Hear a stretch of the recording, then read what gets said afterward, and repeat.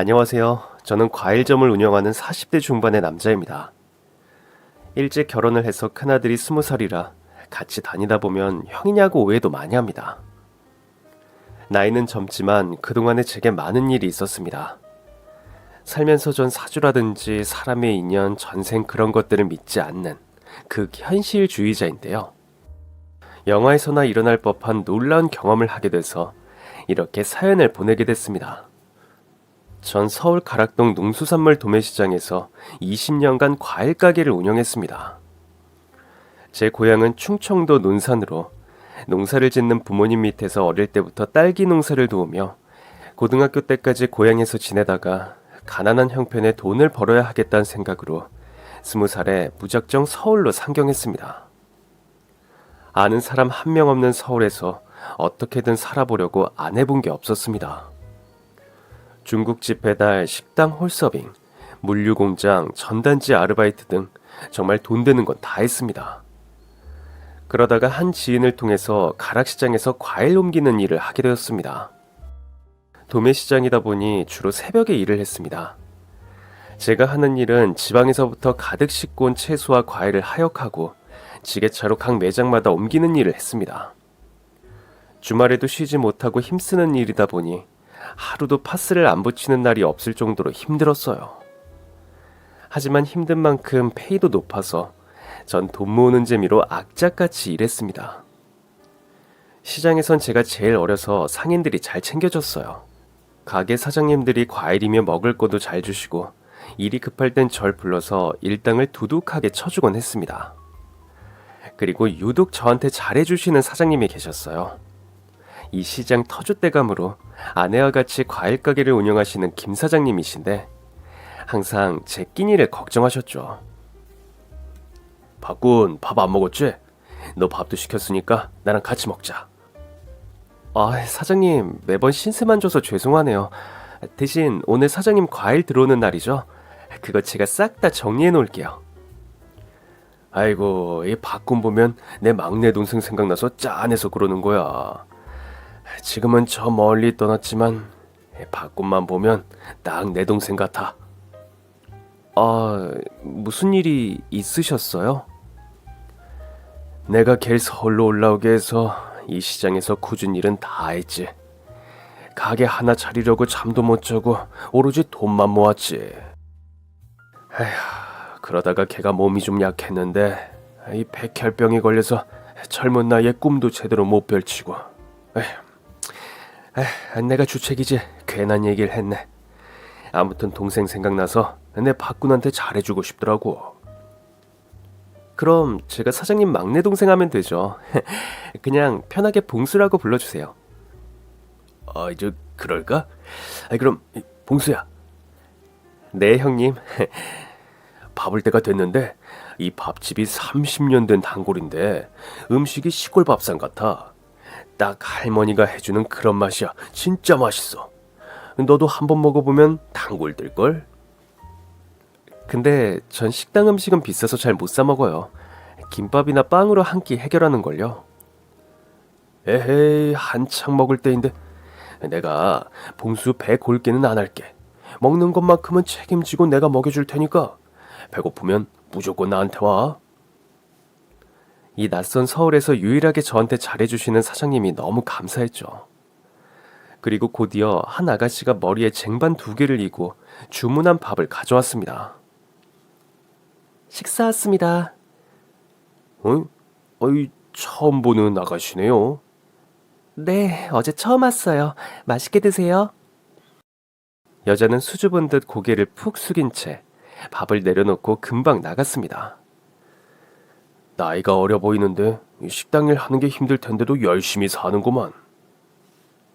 그날 이후로 점심땐 사장님과 같이 그 식당에서 배달을 자주 시켜 먹었고 새벽에 일 마칠 땐 저 혼자 그 식당에 가서 식사를 했어요.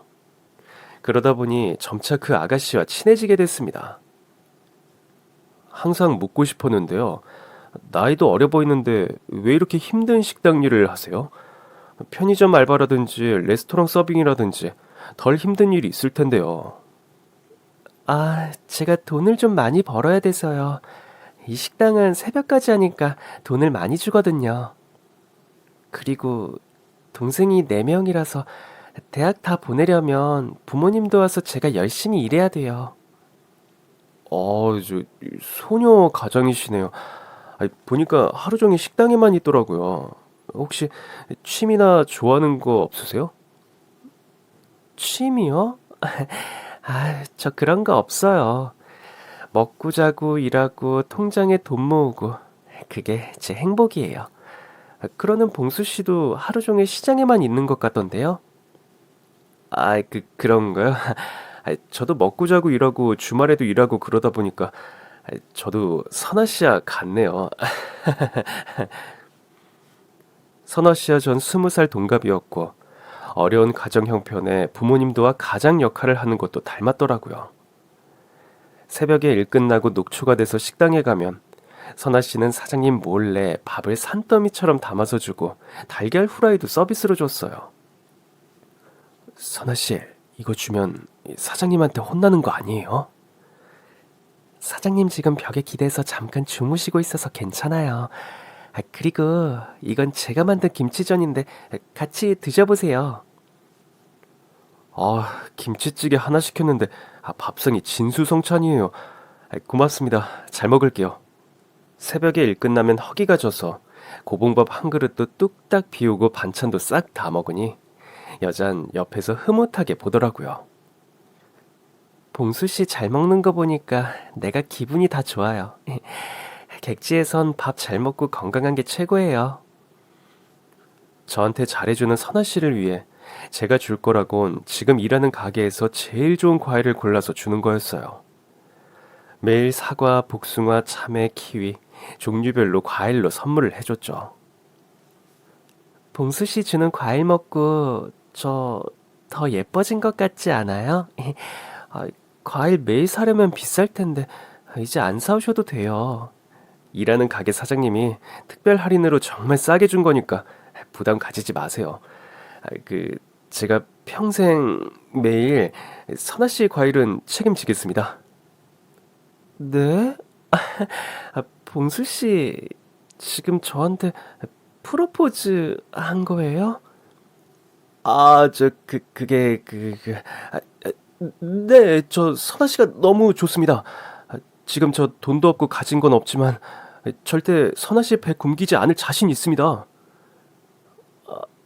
네, 그럼 저 평생 매일 과일 먹여주셔야 돼요. 지금 결혼 허락해 주신 거요? 와, 고맙습니다. 전 너무 행복해서 이게 꿈인지 생시인지 분간이 안 갔습니다. 사장님 가게에서 식사할 때 처음 봤던 선아 씨의 차분한 말투와 옅은 미소에 제가 첫눈에 반했거든요. 선아 씨는 20살에 만난 저의 첫사랑입니다. 막상 청혼은 했지만 결혼식을 할 경제적 여력은 안 되어서 식은 못 올리고 양가 어른들 모시고 중식당에서 상견례 겸 결혼식을 조촐하게 했습니다. 저흰 흰색 원피스와 흰색 양복을 입고 중식당에서 결혼사진 한 장을 찍었습니다. 뭐가 그리 좋은지 한박 웃음을 짓는 20살 신랑 신부의 얼굴엔 행복이 가득했습니다. 사랑만 먹고 살아도 배부를 때였으니까요. 혼인신고만 하고 저희 집에서 신혼생활을 시작했습니다. 전 아내에게 웨딩드레스를 못 입혀준 게 내내 마음이 쓰였어요. 당신 웨딩드레스 못 입은 거 섭섭하지 않아? 그럴 돈이 있으면 적금 하나를 더 들겠어. 웨딩드레스 빌리고 사진 찍고 앨범 만들고 그 돈이 얼마인 줄 알아? 지금 우리 그런데 돈 쓸 때 아니야. 열심히 돈 모아서 전셋집도 구해야 되고 우리 애들 태어나면 먹고 입힐 거 다 모아놔야 돼. 그리고 당신도 한 달에 용돈 10만 원만 써. 다른 데 쓸 일 있으면 나한테 얘기하고. 당신 혼자서 서울에서 자취하다 보니까 적금도 안 들고 그냥 돈을 막 쏟더라고. 이제 결혼했으니까 내가 다 돈 관리할 거야. 알았지? 네, 마나님 말 잘 들어야죠. 아내는 맞이라서 그런지 경제관념도 확실하고 매사에 똑부러져 우유부단한 저와는 완전 다른 성격이었어요. 그래서 더 믿고 의지하게 되더라고요. 아내도 계속 식당에서 일을 했고 저도 시장에서 새벽까지 일하며 저흰 열심히 돈을 모았습니다. 일하다가 아내가 일하는 식당에 가서 이젠 공짜로 밥을 먹을 수 있어서 너무 좋았어요. 사장님이 저희가 돈이 없어서 식도 못 올린 거 알고 식사 거르지 말라며 공짜로 밥을 주신 겁니다. 그렇게 2년간 열심히 일해서 통장에 제법 돈이 모여 방 2개짜리 전셋집을 구했습니다. 그리고 좋은 소식은 연이 오는지 아내는 임신을 해서 연년생으로 아들과 딸을 낳았습니다. 하루는 절 막내 동생처럼 아껴주시는 과일 가게 사장님이 절 불렀습니다. 봉수야, 이제 애 아빠고 한 가정의 가장이니까 안정된 일을 해야 되지 않겠니? 내가 이번에 가게 하나를 더 오픈하게 되었어. 우와, 정말요? 축하해요, 사장님. 우리 사장님 재벌 되시겠네. 에휴, 이 봉수 너가 잘 도와줘서 그런 거지. 그래서 말인데 이 가게 정리해야 돼서 이 생판 모르는 사람한테 파는 것보다 너한테 넘기는 게 좋을 것 같아서. 아휴, 그리고 내가 너 사정 뻔히 아니까 돈은 일반 시세보다 3분의 1 가격으로 해줄 테니까 너가 맡아서 하면 좋겠다. 정말요? 저야 너무 좋죠. 안 그래도 우리 가게 하나 차리려고 10년 생각하고 지금 와이프랑 돈 모으고 있는데 너무 감사해요. 아이고, 그렇게 기뻐? 근데 이 가게는 내 동생과 같이 일했던 추억이 있는 특별한 곳이라 사실 여기 떠나는 거 결정하기 쉽지 않았어. 동생 생각날 때 나 가끔 놀러 와도 되지? 그럼요. 여기 있는 물건들도 저 손 안 대고 그대로 둘게요. 사장님, 저 은혜 정말 잊지 않겠습니다. 전 그 과일 가게를 인수해 새벽부터 출근해서 정말 열심히 일했습니다. 아내도 우리 가게가 생겨서 좋다며 아이 돌보면서도 가게로 나와 제 일을 도왔어요. 아유, 우리 마나님 집에 있으라니까 왜 또 나왔어? 애들은 식당 사장님이 봐주셔서 왔어. 사장님이 우리 일영이 일화 보고 싶다고 시장에 나오라고 맨날 전화하셔. 시장에서 인기 스타라니까. 다들 고마운 분들이지. 그리고 짐 같은 거 들지 말고 당신은 손님 응대만 해. 나 창고 가서 과일 정리할게. 항상 짐 들 때 조심하고. 당신 맨날 잘 때 허리 아파서 끙끙대던데 조만간에 병원에 가보자. 아유, 됐네요. 병원 진료받을 돈 있으면 당신 면사포 씌워주지. 조금만 기다려. 우리 가게 안정되면 최고급 웨딩 스튜디오에 가서 웨딩드레스 입고 면사포 쓰고 우리 결혼사진 찍자. 알았어. 그러면 나 그동안에 살 좀 빼야겠다.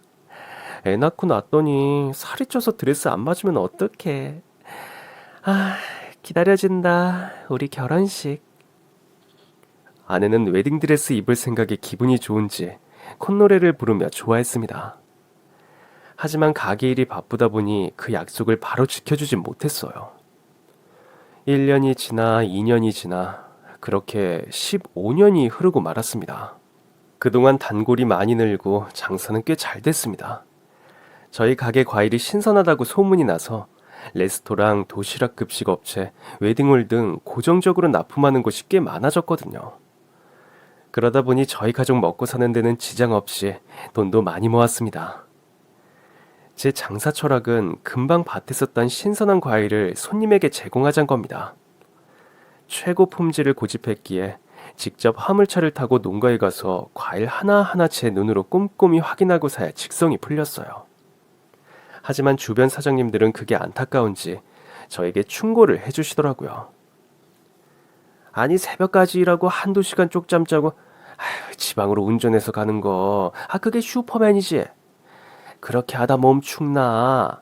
새벽 경매에 나오는 물건들도 다 최상급인데 왜 그렇게 꼭 산지로 가서 확인하고 사는지 내가 안타까워서 그래. 몸 힘들어서 어쩌려고. 제 욕심인 거죠. 저희 가게 간판 걸고 장사하는데 과일 한 개라도 흠집 나 있거나 썩으면 저에 대한 신용이 떨어질 거잖아요. 전 그 한 개조차 용납할 수 없단 거예요. 단순히 실수로 고객들은 안 봐주시는 거죠. 요즘 인터넷으로 퍼나르면 한순간에 소문이 나서 장사 못해요. 그리고 제 완벽주의 성격 때문이기도 하고요. 박 사장네 부부 정직하고 착하고 성실한 거 이 사람들 중에 모르는 사람이 없지. 에휴, 한창 좋을 나이인데 맨날 두 사람이 가게만 있고 돈 아낀다고 맛있는 것도 안 사 먹고 도시락 먹고 휴일 명절에도 하루도 안 쉬고 가게 문 여는 거 보면 내가 안타까워서 그래. 그렇게 돈 벌어서 뭐 하려고? 응? 당장 오늘 잘 먹고 잘 노는 것도 중요해. 네, 사장님 말씀 명심하겠습니다. 근데 제 성격에 노는 게 더 힘들어요. 전 두 아이와 아내만 바라보며 정말 일에만 몰두했습니다. 하루는 아내가 여보, 내일 내 생일인 거 알죠? 생일 선물로 나 구두 하나 사주면 안 돼요? 젊은 여자들 신는 거 그 하이힐 있잖아요.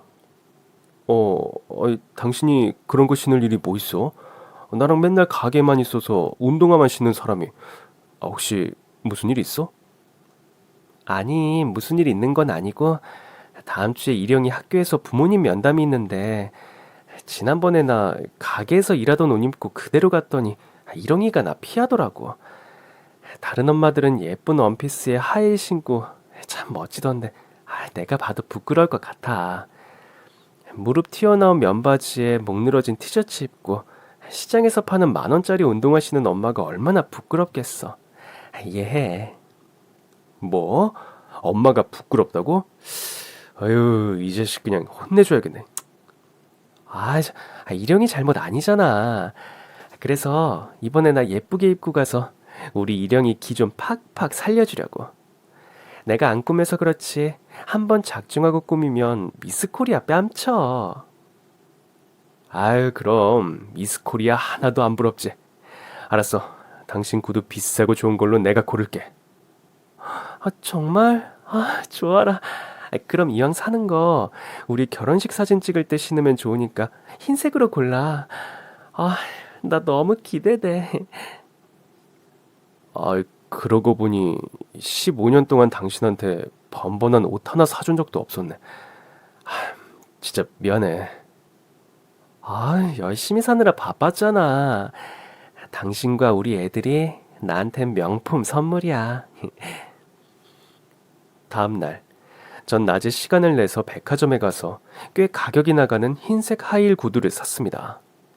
그리고 아내 생일 선물로 깜짝 이벤트도 준비했어요. 웨딩샵에 들러서 웨딩 촬영 예약을 했습니다. 다음날 변함없이 저희 부부는 새벽에 출근을 했고 아내는 생일인데 왜 선물을 안 주나 기대하는 눈치였어요. 당신 뭐 잊은 거 없어? 안 잊었어. 당신 구두 사서 내가 고이 모셔놨거든. 진짜? 당신이 구두 골랐다고? 너무 좋아. 빨리 보여줘. 신어보게. 어허이. 원래 선물은 기다리는 게 맛이지. 사실 오늘은 당신 생일이고 해서 나 지방 안 가려고 했는데 어젯밤에 급하다고 주문이 들어와서 거절할 수가 없었어. 오늘은 가까운 경기도 농장 사장님께 간다고 연락해놨으니까 오전에 잠깐 갔다 와서 내가 선물 줄게. 그리고 서프라이즈 이벤트도 있으니까 기대해. 오, 너무 기대된다.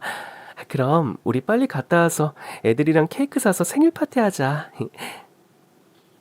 아직 어두운 새벽에 변함없이 화물차 조수석에 아내를 태우고 칠흑 같은 도로를 질주했습니다. 아내와 두런두런 얘기를 나누면서 가던 중이었습니다. 이때 사거리에서 신호를 받아 대기하던 중 전속력으로 차 한 대가 오더니 아내가 앉은 조수석에 부딪혔습니다.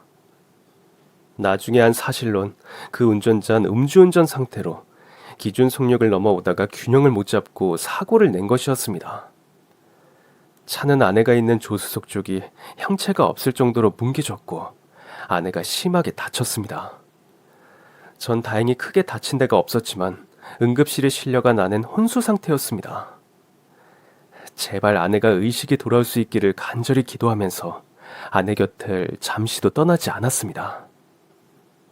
여보, 빨리 일어나.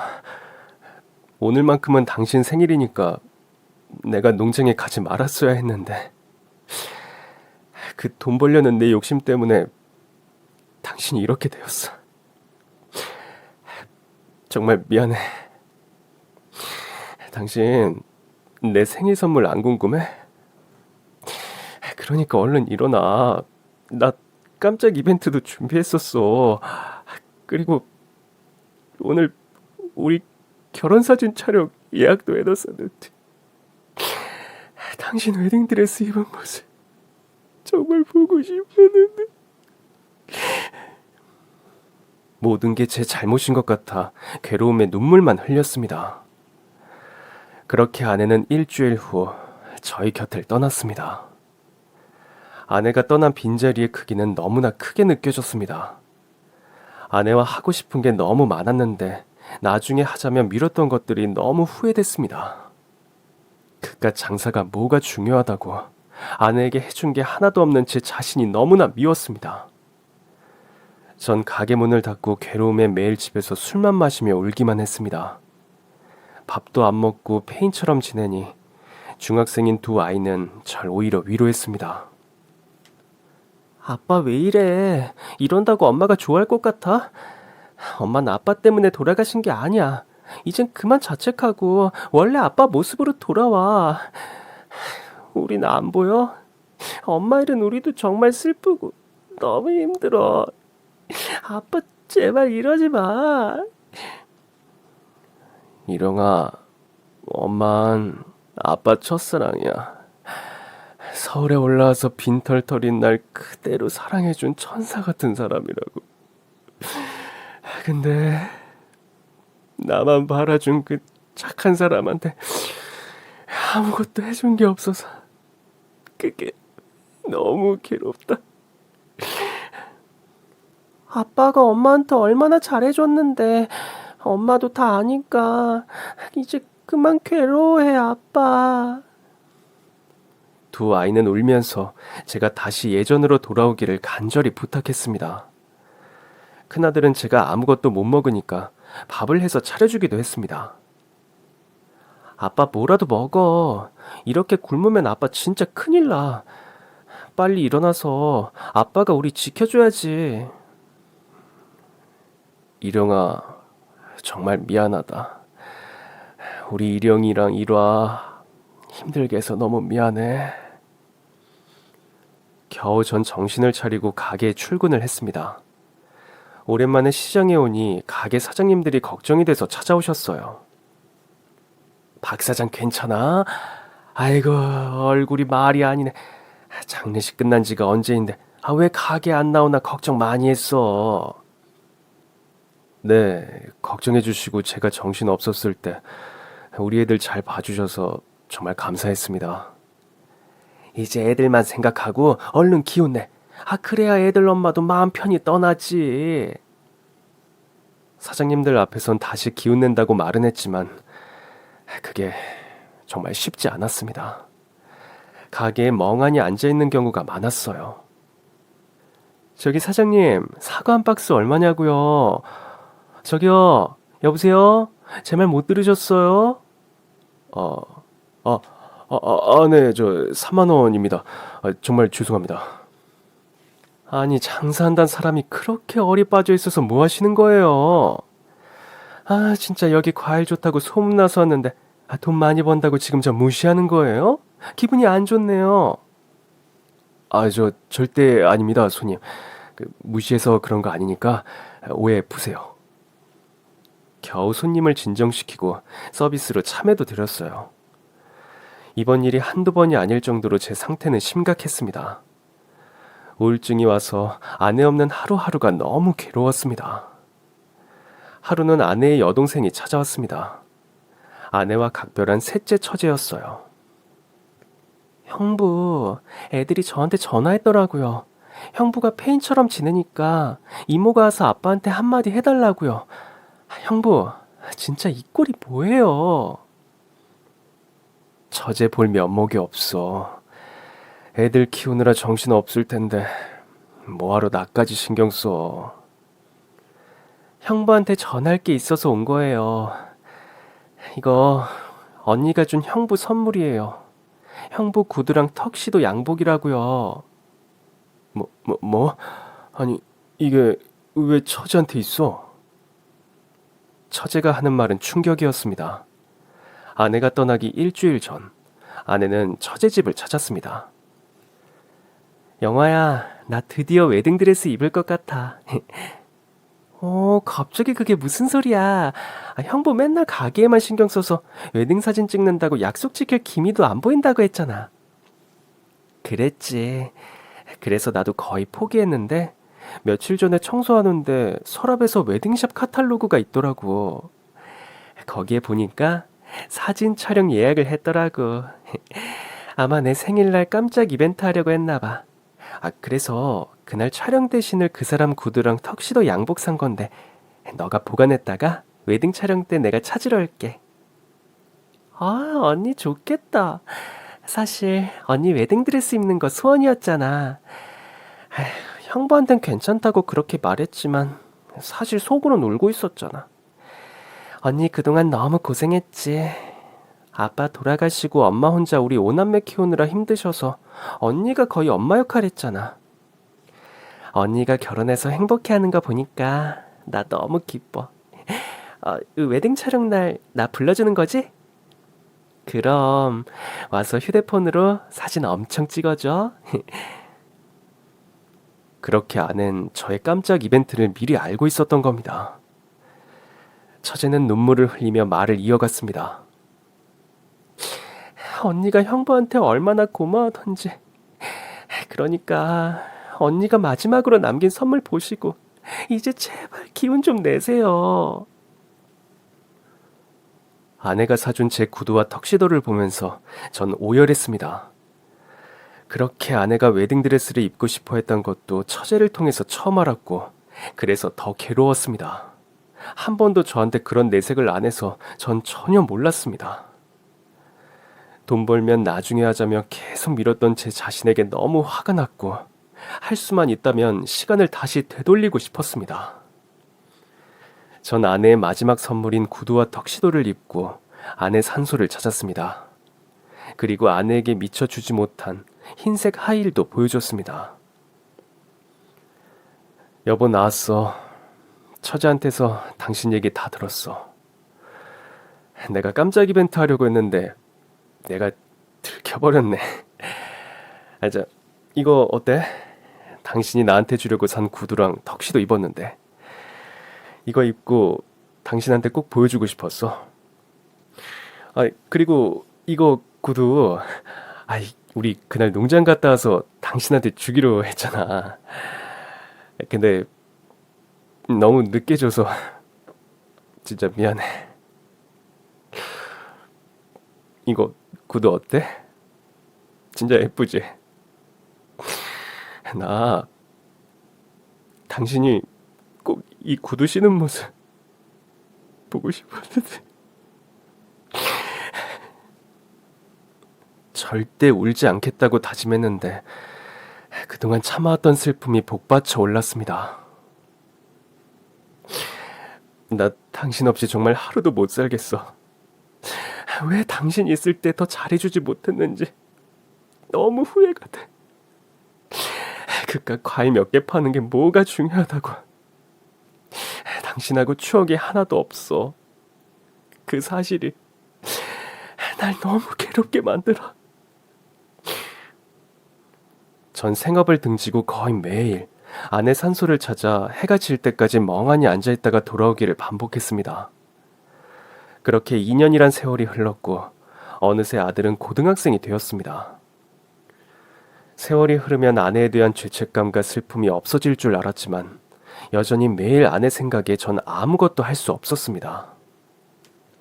우울증세가 심해져 병원 치료도 받을 정도로 심각해졌고 비오는 어느 날 밤 전 갑자기 마음이 허탈해지면서 세상을 등질 생각에 다량의 수면제를 먹었습니다. 이때 거실로 나온 아들이 쓰러진 절 발견했습니다. 아빠, 정신 차려! 어렴풋이 들리는 아들의 목소리가 희미해지면서 전 의식을 잃었습니다. 아들이 절 응급실로 옮겼고 전 사흘 만에 깨어났습니다. 눈을 떴을 땐 아들이 제 손을 꼭 잡고 침대에 엎드려 자고 있었어요. 그런 아들 모습을 보는데 눈물이 맺혔습니다. 이 어린 게 얼마나 마음고생했을까. 아빠 정신이 들어? 여기 병원이야. 아빠 왜 그랬어? 우리 두고 왜 떠나려고 한 거냐고. 미안하다 일영아. 이 아빠가 너희들한테 든든한 기둥이 되어줘야 하는데 내가 오히려 너희들을 더 힘들게 했구나. 우리한텐 아빠밖에 없어. 아빠, 우리 다시 행복하게 살 수 있어. 우리도 아빠한테 더 잘할게. 그래, 우리 셋 함께 행복하게 살자. 아빠 이제 술도 안 마시고 가게 다시 문 열어서 장사도 다시 시작할게. 전 아들 때문에 정신을 차리게 되었고 예전의 일상으로 돌아갔습니다. 닫아던 가게 문을 다시 열고 열심히 장사했습니다. 하지만 그날 사고의 트라우마 때문에 화물차 운전은 하지 못했어요. 그래서 지방에 가서 물건 가져오는 건 안 하고 다른 가게들처럼 경매에서 구입한 과일을 팔게 되었어요. 사장님들은 진작 이렇게 했어야지 하면서 좋아했습니다. 그렇게 가게는 예전처럼 장사가 잘 되었고 저의 우울증도 많이 좋아졌습니다. 아들은 어느새 고3이 되었고 전 장사하면서 여느 고3 수험생 학부모들처럼 아들 뒷바라지를 했습니다. 일영아, 아침 먹자. 아빠 된장찌개 기가 막힌 거 알지? 알지. 근데 아빠, 나 지금 늦어서 빨리 가야 돼. 된장찌개는 이따 저녁에 와서 먹을게. 에이, 그러지 말고 한 숟가락만 뜨고 가자. 어? 아빠가 얼마나 정성스레 준비한 건데. 너 자꾸 이러면 아빠 또 우울증 와. 알았어, 아빠. 제발 우울증 얘기하지 마. 그때 내가 얼마나 무서웠는데. 나 밥 먹고 갈게. 그래, 이제 아빠 그럴 일 없어. 우리 일영이 무서웠던 기억 다 잊어. 응? 아유, 아빠 배고프다. 이라도 불러서 같이 밥 먹자. 일어야, 밥 먹어. 어머, 웬 아침밥? 우리 아침밥 안 먹었잖아. 오빠 고3이잖아. 고3 수험생한테 영양 보충은 필수야. 자, 우리 딸도 적극 협조해 주길 바래.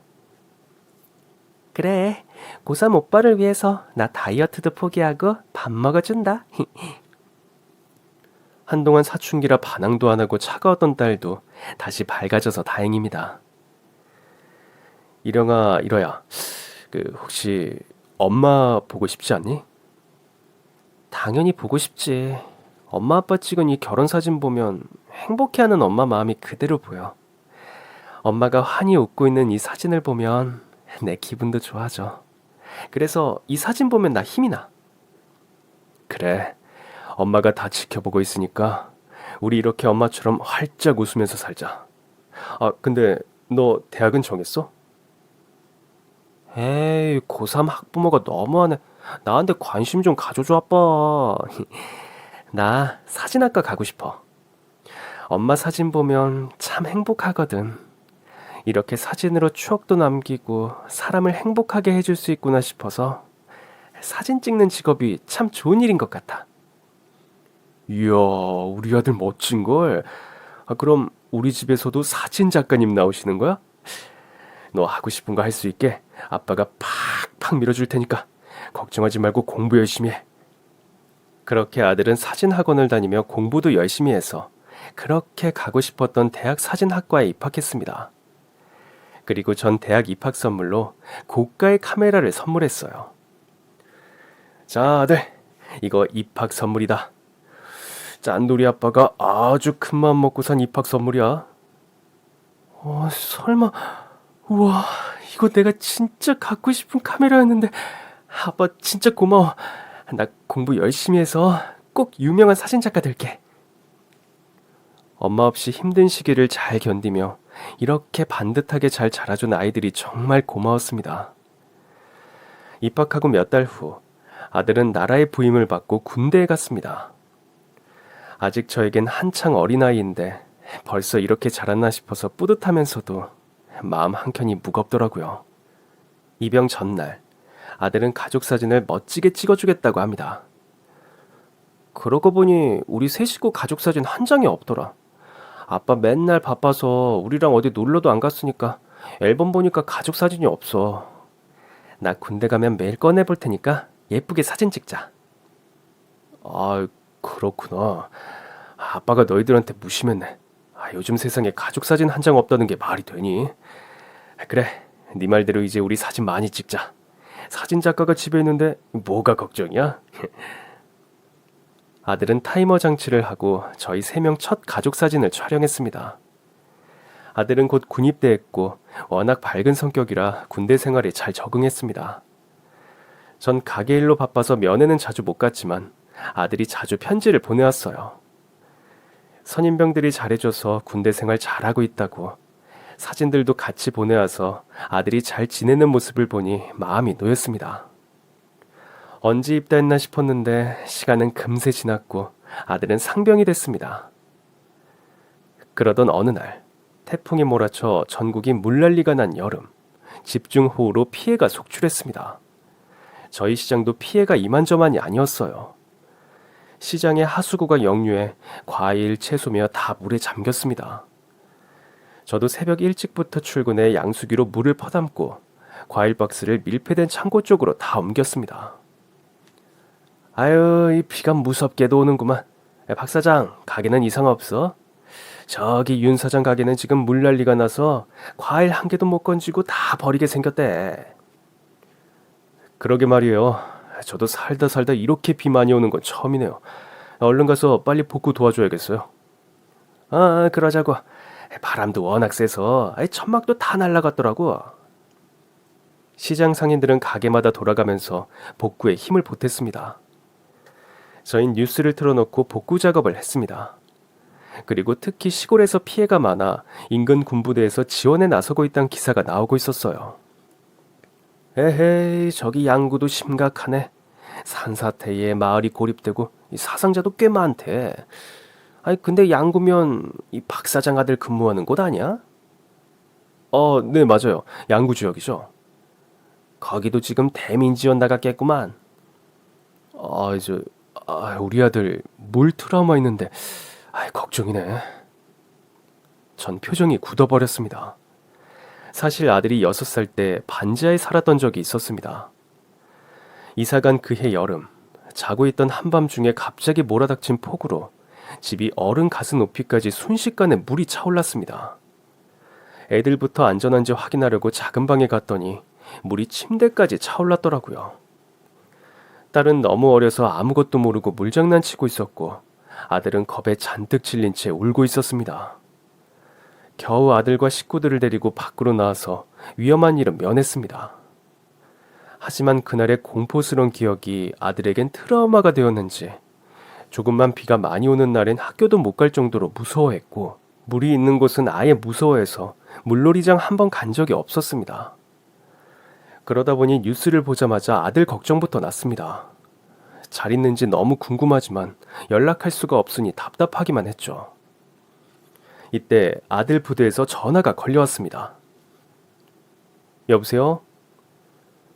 저 박일병 상병 아버님 되십니까? 전 같은 부대에 있는 김영호 중사입니다. 저희 부대에서 오늘 대민 지원을 나갔는데 아버님 박일영 상병이.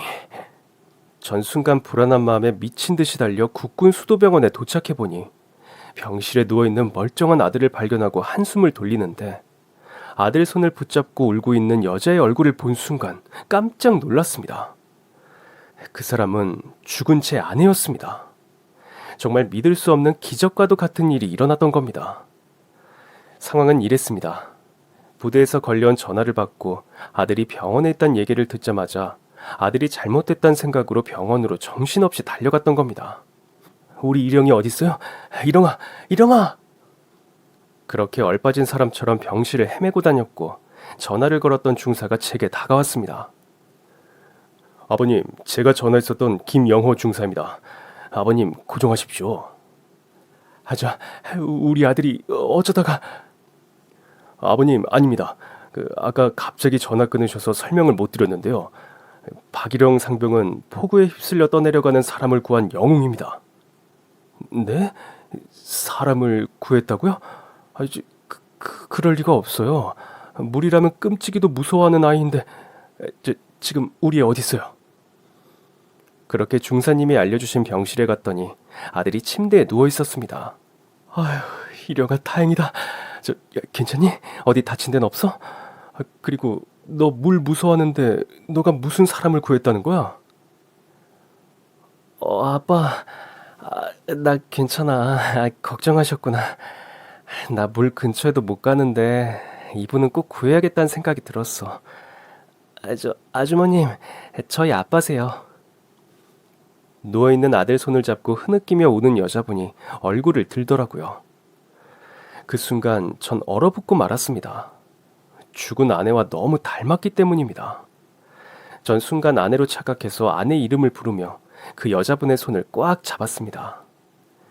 제가 한참을 손잡고 오열을 하는데도 그 여자분은 손을 뿌리치지 않고 가만히 있었습니다. 전 한참 후에야 정신이 들어 사과를 했죠. 초면에 정말 죄송합니다. 먼저 떠난 애들 엄마 너무 똑 닮아서 제가 착각을 해서 결례를 범했습니다. 아닙니다. 저 청년도 절 처음 봤을 때 엄마라고 하더라고요. 아드님이 제 목숨을 구하셨어요. 너무 감사합니다. 아빠 이분 우리 엄마 너무 닮아서 아빠도 놀랐지. 나도 그랬어. 근데 무슨 일이 있었던 거니? 아들은 낮에 있었던 상황을 얘기합니다. 점심 식사 후 다들 내무반에서 휴식을 취하고 있을 무렵 군대 인근 마을에 폭우로 피해가 속출한다는 소식에 대민지원 명령이 하달됐습니다. 김 병장님, 대민지원 다 나가야 되는 거 맞습니까? 당연하지. 그건 왜 물어? 제가 어릴 때부터 물 트라우마가 있어서 입대할 때 서류에도 특이사항으로 적었습니다만 비 많이 오는 날엔 밖에도 못 나갈 정도로 심각한데 지금 너무 걱정입니다. 그렇구나. 그럼 내 옆에 바짝 붙어 있어. 내가 수영 하나는 자신 있으니까. 박상병, 뭔 일 있으면 내가 구해줄 테니까 걱정하지 말고, 알았지? 네, 감사합니다, 김 병장님. 피해 지역에 도착했을 때 상황은 더 심각했습니다. 갑자기 불어난 물에 마을 전체가 잠겨서 지붕만 보였습니다. 아들과 병장은 삽으로 물을 퍼내고 보트를 타고 다니면서 밧줄과 구명조끼로 지붕 위에 있는 사람들을 구출했습니다. 비가 억수같이 쏟아져 구조가 쉽지 않았습니다. 그렇게 한참을 구조 작업을 하던 중 큰 나무 위에 앉아있는 한 아주머님이 보였습니다. 나무는 계곡 쪽에 있어서 물살이 거세진 강물에 언제 부서질지 모르게 위태로운 상황이었습니다. 아주머니, 저 보이세요? 금방 구해드릴 테니까 조금만 참으세요. 네. 아들과 김 병장이 탄 고무보트가 아주머니 쪽으로 다가갔고 그 여자의 얼굴을 본 아들은 깜짝 놀랐다고 합니다. 엄마. 아내와 너무 닮은 여자분을 아들은 순간 엄마라고 착각했던 겁니다. 어떻게든 아주머니를 구해야겠다고 생각해 필사적으로 구조를 시작했습니다. 근데 계곡 물살이 너무 거세서 더 이상 나무 쪽으로 다가가는 건 이쪽도 위험해지는 상황이라 김 병장은 보트에 있고 아들이 물속으로 들어가 밧줄을 가지고 아주머니한테 접근하겠다고 합니다. 이봐 박상병, 너 물 트라우마 있다면서. 물속으로 들어가는 건 위험해. 내가 갈게. 김 병장님, 이럴 시간이 없습니다. 저 무조건 엄마 구해야 됩니다. 나무 곧 쓰러질 것 같습니다. 저 밧줄만 꼭 붙잡아 주시겠습니까? 그러곤 아들은 구명조끼를 착용한 채 강물에 뛰어들었습니다. 수영을 못해 허우적거렸지만 이내 정신을 차려 아주머니가 있는 쪽으로 다가갔습니다. 이 튜브 던질 테니까 받으세요. 튜브를 몇 번이나 던졌지만 비바람에 계속 날려서 나무 쪽으로 접근할 수가 없었어요. 고민하던 아들은 무슨 생각인지 튜브를 몸에 끼고 그 거센 물살을 직접 헤엄쳐서 나무 쪽으로 다가갔습니다. 그리고 튜브를 아주머니 몸에 끼워주고 한쪽 팔로 튜브를 끌고 다른 팔로 헤엄을 치면서 보트로 왔습니다. 보트 위로 아주머니를 위로 올리고 물을 너무 많이 먹은 아들은 순간 기절을 했습니다. 눈을 떴을 땐 병원이었고 겨우 의식이 들었을 때 자기 손을 잡고 울고 있는 아주머니가 어렴풋이 보였다고 합니다. 엄마, 엄마, 일영아, 엄마야, 정신이 드니? 아들은 그 아주머니를 계속 엄마라고 불렀던 겁니다. 자초지종을 들은 전 눈물을 흘리며 아들을 꼭 안아주었습니다. 저 아주머니를 엄마라고 생각하고 그렇게 물을 무서워하고 자기 목숨이 위태로울 수 있는 상황에서도 아주머니를 구해내고 만 겁니다. 아드님이 겨우 정신이 들 때마다 저보고 엄마라고 불러서 저도 이름을 불러줬어요. 그러면 더 빨리 기운 차리겠다 싶었거든요. 저 구하다가 어떻게 될까봐 얼마나 걱정을 많이 했는데요. 아드님 주머니에서 사진 한 장이 떨어져서 봤더니 정말 저랑 와이프분이랑 닮았더라고요. 정말 이런 인연이 어디 있을까요? 그래도 다들 무사하셔서 천만다행입니다. 제가 엄마라고 부르셔서 당황하셨죠? 저 정신 잃었을 때 아줌마가 일영아라고 불러주시던 목소리 똑똑히 기억해요. 그래서 더 빨리 깨어나야겠다는 생각이 들었거든요. 아 참, 아주머님은 괜찮으세요? 어디 다친 데 없으시고요? 청년 덕분에 전 털끝 하나도 다친 데 없어요. 내 생명의 은인이에요. 이름이 일영 씨라고 했죠? 제가 감사의 뜻으로 두 분 식사라도 대접하고 싶은데 괜찮으실까요? 그게 남편분도 계실 텐데 패 끼치는 것 같아서 말씀만이라도 감사합니다. 저희 남편과는 사별한 지 오래됐어요. 저 고등학생 딸과 살고 있습니다. 그리고 제가 읍내에서 식당을 하고 있어서 꼭 좋은 음식 대접하고 싶어서요. 부담 안 가지셔도 됩니다. 그래요, 아빠. 저 이번에 요양 겸 포상휴가 받았거든요. 저 내일이면 퇴원해도 된다니까 아주머니 집에 놀러 가요. 그럴까? 그럼 저희 내일 찾아뵈도 될까요?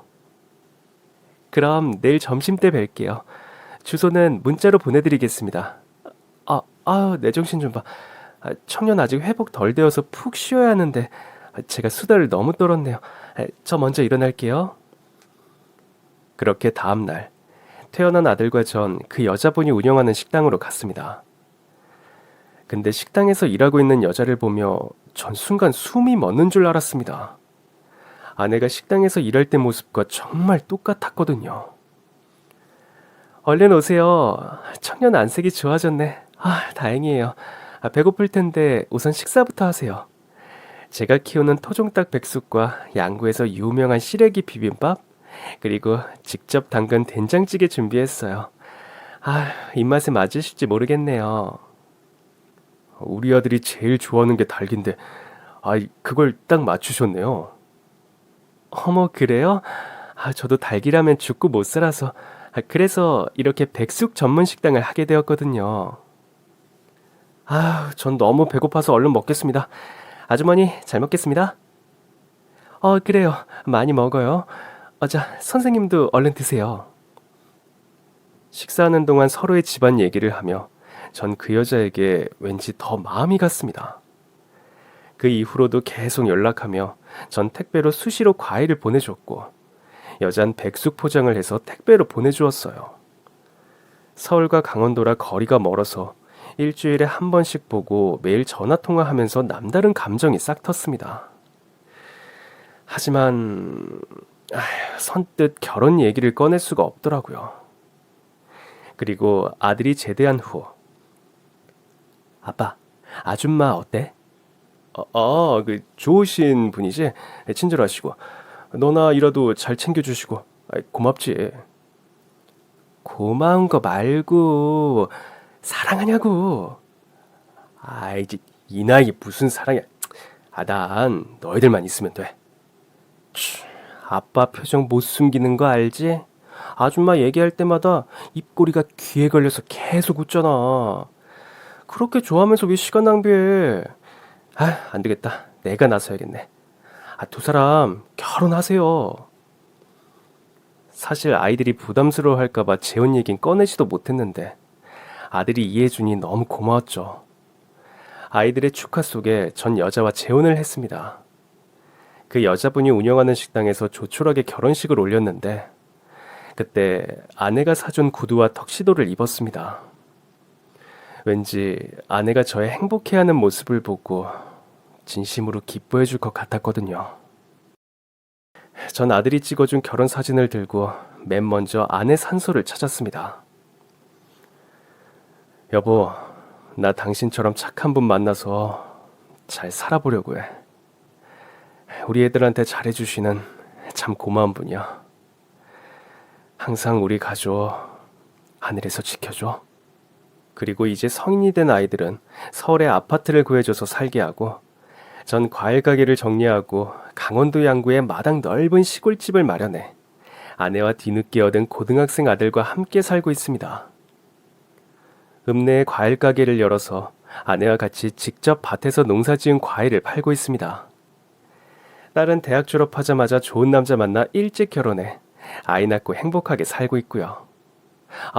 그리고 좋은 소식이 하나 더 있습니다. 제 아들이 대학 졸업 후 사진 공모전에 입상해 사진 작가로 데뷔했습니다. 운명처럼 만난 좋은 인연으로 전 매일 행복한 하루하루를 보내고 있습니다. 그럼 지금까지 저의 긴 사연 들어주셔서 정말 감사합니다. 오늘도 행복한 하루 되세요.